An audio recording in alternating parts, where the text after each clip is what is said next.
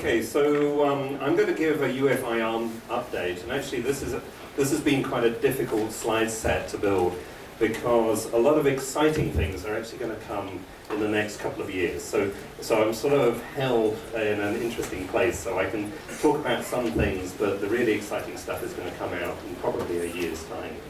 So I sort of broke it down in what would be interesting. So I always go to the economics. So what's actually happening, where we are, all of these pieces. So I'm going to go through that, and then I'm going to cover a brief sort of overview of sort of the ARM technology and ARM technology which is coming and which is going to be challenging to the UEFI world. I'm then going to give a status of what we're doing, and then a summary, and then we can sort of have questions if there are questions afterwards. So let's start with the economics. So last year I presented in Taipei. I presented a set of numbers on how many processors we've shipped, all of these types of things. So this is the update. So last year we did 7.9 billion units in 2011. Last year we did 8.7 billion units. Now these are chips that come with ARM processors. So there could be one or many ARM processors on a chip. It's not just ARM processors. There could be a lot more actually. So this is just actually individual sort of silicon chips. The processors shipped in total, there's probably actually more than 30 billion. It's probably nearer 40, 45 billion chips we're moving on to at this point. Processor licenses, we've had quite a dramatic increase in licensing last year. And we increased from 850 to 960 processors licensed. And the significant piece there is, some of them can be very small processors, some of them more of the sort of bigger type of processors that UEFI would have to tackle. In semiconductor partners, we went from 290 in 2012 to 310 in 2013. Again, it's easier now to count who isn't a licensee of ARM who isn't a licensee rather than who is. So we're sort of licensing most of the semiconductor industry at this point. Process technology, so this is sort of companies like TSMC, UMC, all of these companies.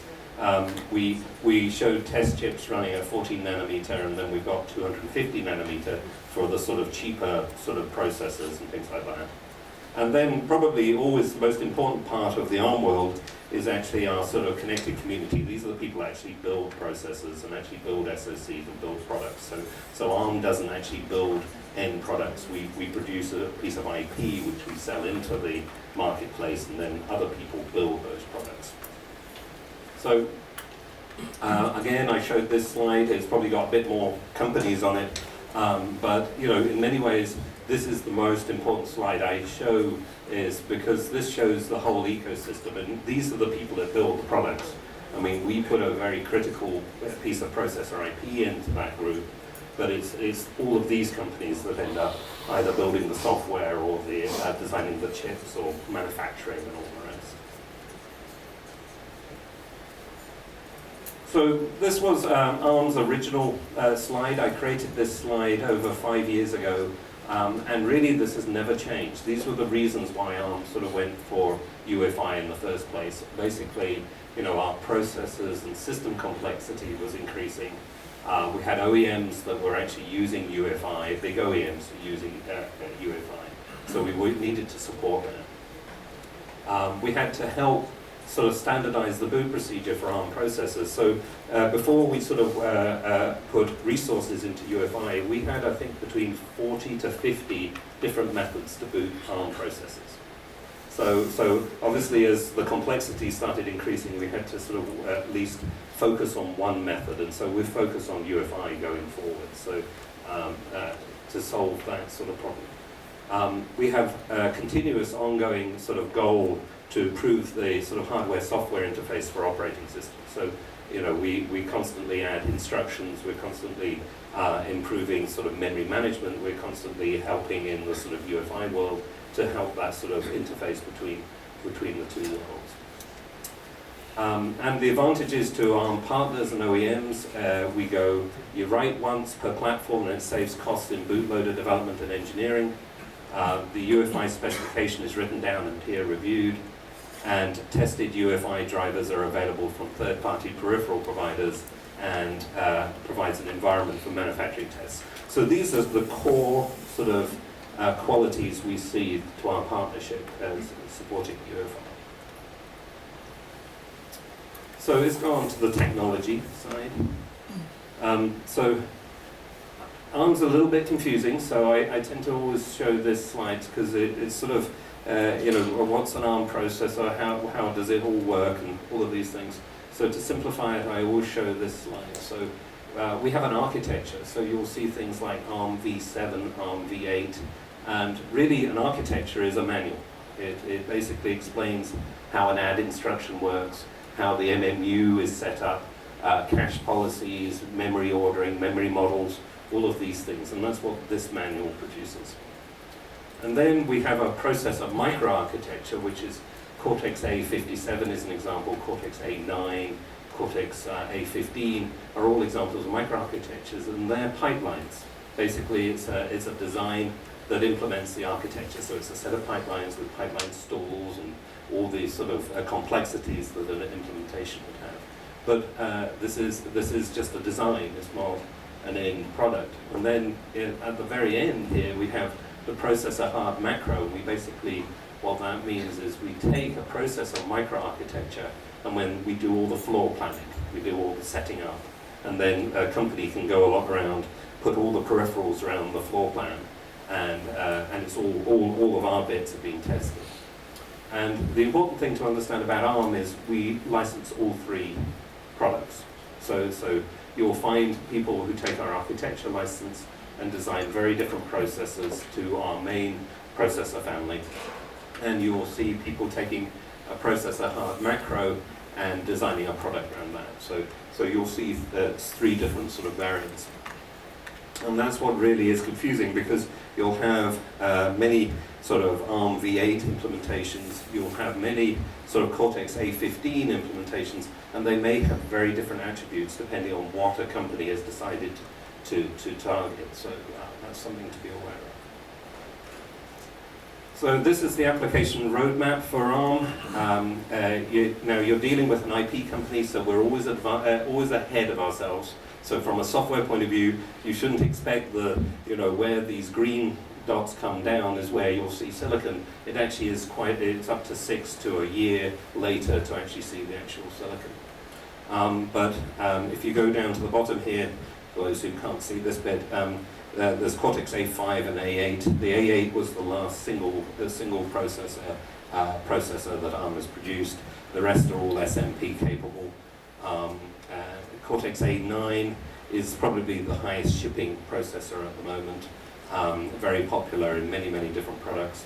Then coming into production is our Cortex A15, and the A15 is the processor where we started introducing virtualization, large physical addressing, and a concept called big dot little, which I'll explain a bit later on. Cortex A7 is an instruction compatible processor with Cortex A15, but it goes for power efficiency over just pure performance and power efficiency, so there's slightly different directions. And you're going to be seeing actually three main streams coming out of ARM: performance, mainstream, and high efficiency. And so the differences are that Cortex A9, A15, and A53 are all designed to push the performance envelope, but keeping power below a power budget. If you look at Cortex A5, A7, and A53, they're more a shortened pipeline, and they're very much going for the lowest power and to do a certain sort of capability. So different criteria. And then there's a mainstream piece coming along, and that is for the balance between the two. So in the mobile world, there's a careful balance between performance and power, and there's a sort of middle stream processors coming out as well. The Cortex A57 and A53 are our first generation 64-bit processors, so you're going to start seeing them appear sort of in the next year or so. They're going to start appearing in SoCs. So what are the new technologies that have UEFI implications. So we'll start with the big dot little. This is a heterogeneous computing technology where we provide both high performance and extreme power efficiency. So if you understand DVFS, basically we're extending the curve of the normal DVSS curve. So we're providing a small processor next to a large processor so that we have a greater range of power, and voltage and frequency. And so you can move an operating system from a bigger core to the smaller core on the fly dynamically, and vice versa. You can take it from the smaller core and move it to the bigger core.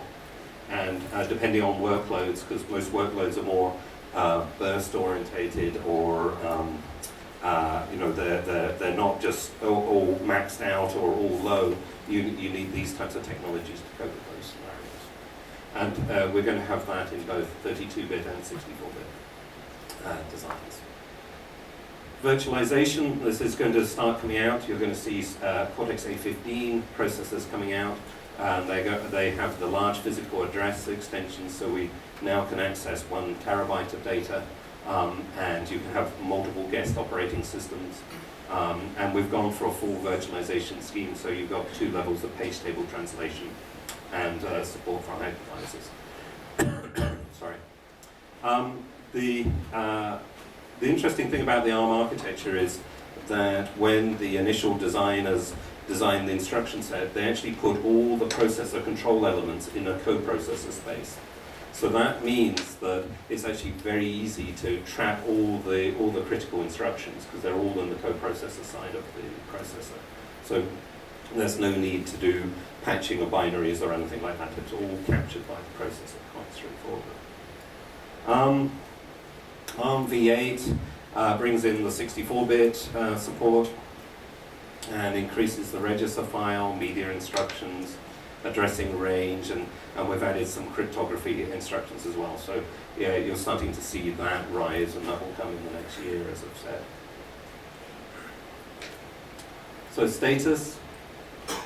So the ARM binding subteam in UEFI has proposed an AArch64 UEFI bindings. We've completed that.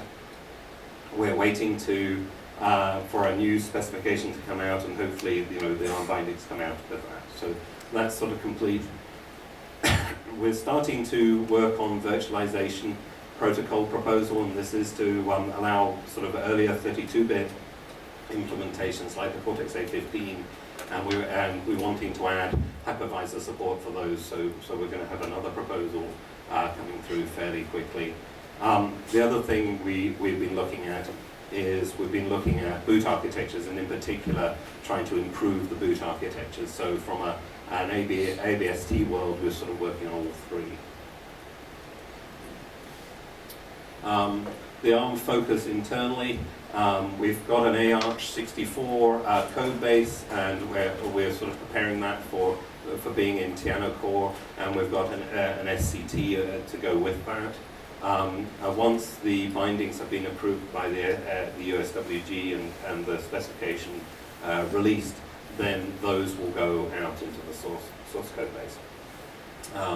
We also have the same with our implementation of the virtualization protocol, which we're proposing. So we've got sort of example software now. We're aligning the open source implementations, so Tiano Core, with the UEFI specification, so we're keeping quite a strict connection between the two, and we're supporting operating system requirements and enabling the ARM ecosystem through open source sort of contributions. So that's a very important one for ARM. Sorry. So as I said, there were about 40 to 50 different ways to boot ARM processors in the 32-bit world. In the 64-bit world, we're only recommending one method. So we're going to UEFI directly, and so you'll see a big change probably next year with that occurring with our partner base. There's strong interaction between the UEFI teams with different divisions with ARM, and that's important because everything from our compiler teams to our processor division are all sort of coalescing around UEFI as the main sort of boot method.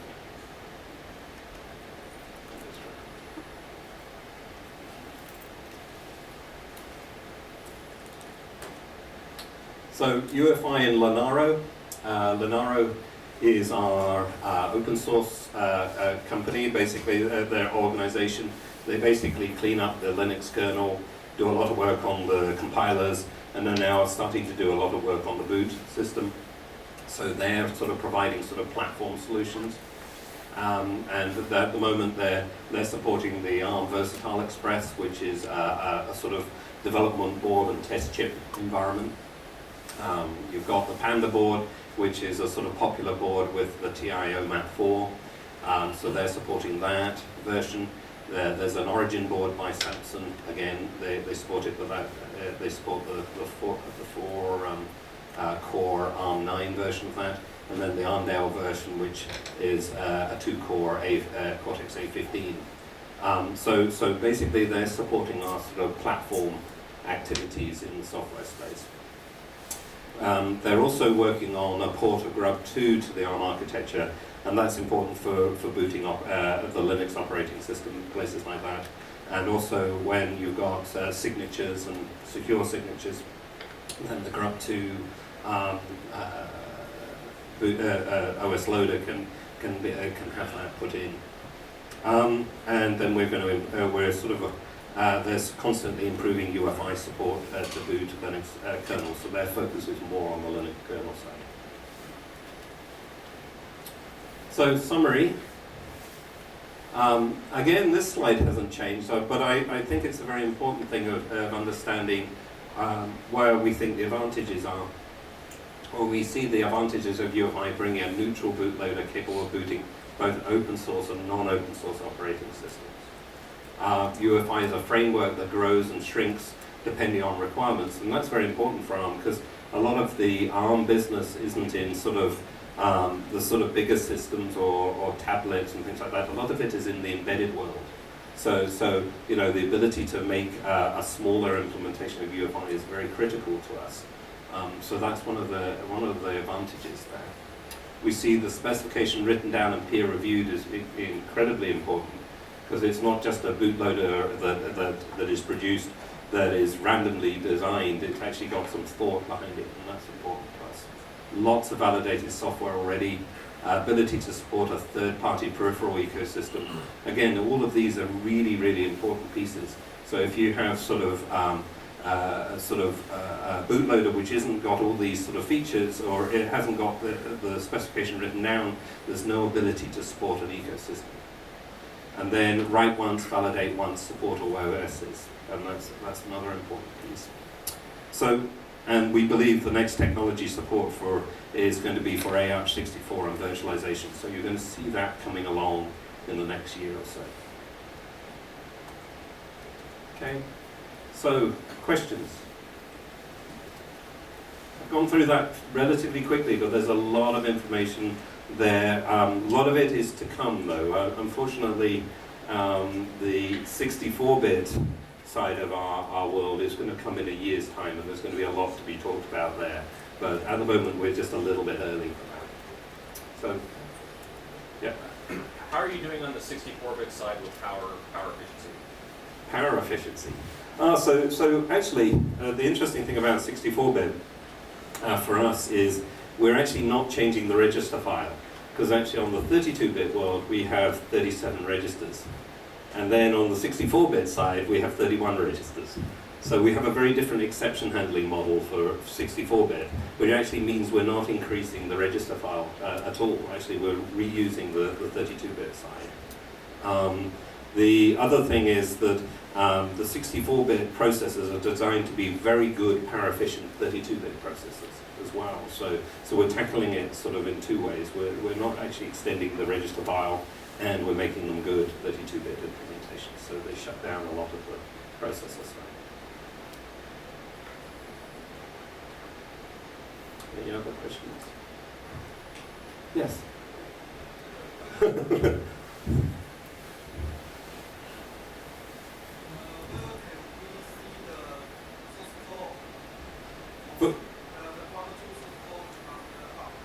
For 64-bit?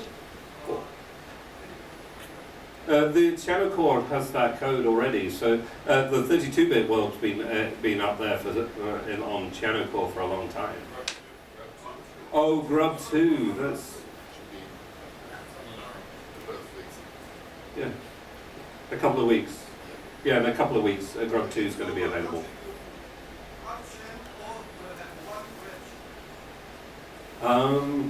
One branch or...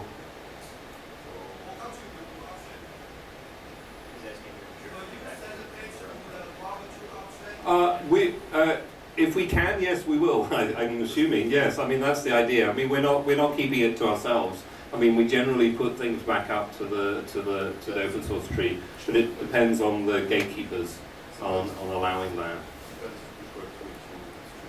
Yes. Oh, sorry. So this information will announce by on the EDK2 developer. I mean if you generate one Git source or the SVM's URL will announce on the EDK2 development mailing list. It probably will be announced through Linaro. I don't think it'll be announced through ARM. So we tend to deal with the EDK2 and doing all of that work. Think of Linaro as a separate organization and how they plan to do that. I mean, I can always get your information and we can work offline on the details. So, you know, I'm unaware of what their plans are because they are different to us. Okay. The best way is to subscribe to the boot our mailing list on linaro.org, and Right. they'll receive notifications directly. Okay. Yeah, that's a good. Yeah, that's a really good point. On linaro.org, there's a boot arc mailing list, and the announcement for Grub 2 will be on that mailing list as things go forward. Perfect. Yeah. Any other questions?